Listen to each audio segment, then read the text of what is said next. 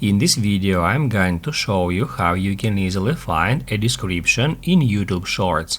Be sure to watch the video to the very end so you don't make any mistakes.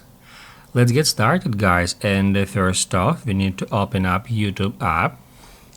Then just tap right here to go to Shorts, and then once you find a short you would like to check a description for, we can do so in actually two different ways. And the first way is tap right here at these three dots and then select description.